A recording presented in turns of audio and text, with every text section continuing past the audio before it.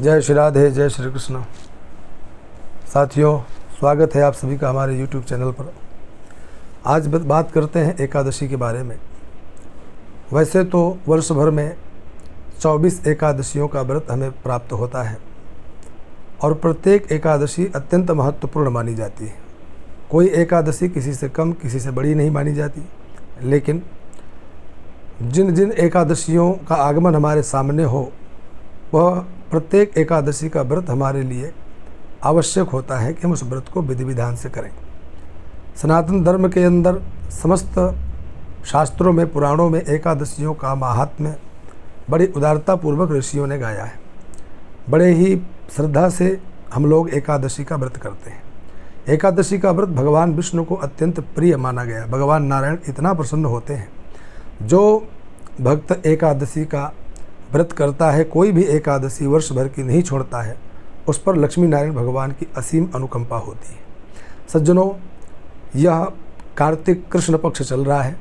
कार्तिक कृष्ण पक्ष की एकादशी अत्यंत महत्वपूर्ण मानी जाती है, इसलिए कि कार्तिक का महीना भगवान नारायण को अत्यंत प्रिय मास माना जाता है। बहुत प्रिय है भगवान विष्णु को यह महीना। इस महीने में पड़ने वाले एक दो पर्व नहीं, अनेक पर्व हैं। उन पर्वों के बारे में विस्तार से चर्चा आगे करेंगे, परंतु अभी हमें चर्चा करनी है आने वाली एकादशी के बारे में। कार्तिक कृष्ण एकादशी को रमा एकादशी के नाम से जाना जाता है। रमा माने भगवती लक्ष्मी, इसे रंभा भी कहते हैं, रमा भी कहते हैं। इस एकादशी को भगवान नारायण के लिए अत्यंत प्रिय एकादशी माना जाता है। हम सभी जितने भी भक्त हैं, भगवान नारायण से प्रेम करने वाले जितने भी भक्त हैं, सभी एकादशियों का व्रत करें और अपने जीवन में अनेक समस्याओं का शमन करें। इसलिए एकादशी का व्रत किया जाता है।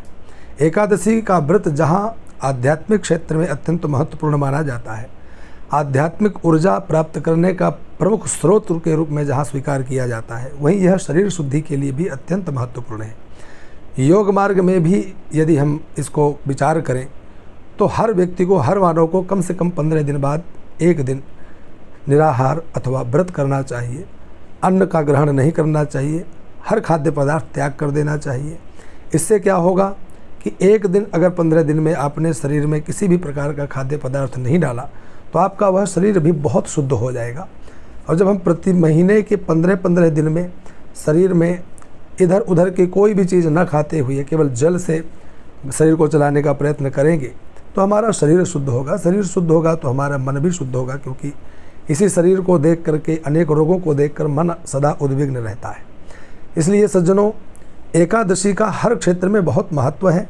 हमें एकादशी का व्रत सबको करना चाहिए। बात करते हैं आने वाली रमा एकादशी के बारे में। यह रमा एकादशी हमारे सामने आ रही है। यह एकादशी 9 नवंबर, कार्तिक कृष्ण की एकादशी 9 नवंबर को प्राप्त हो रही है, गुरुवार के दिन। 9 नवंबर गुरुवार के दिन यह एकादशी प्राप्त हो रही है।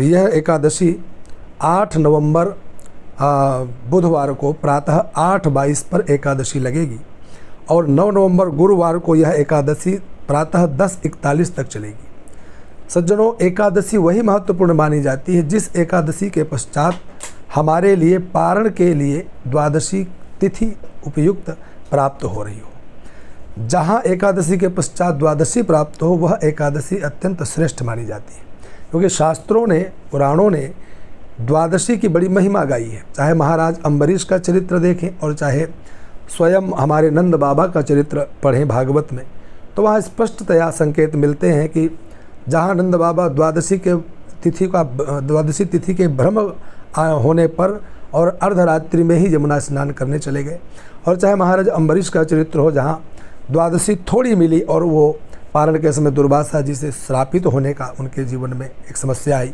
हालांकि वो चरित्र बड़े विस्तार से हैं, कभी भविष्य में चर्चा करेंगे। परंतु द्वादशी तिथि हमें प्राप्त हो, उससे पूर्व की एकादशी करना अत्यंत श्रेष्ठ माना जाता है।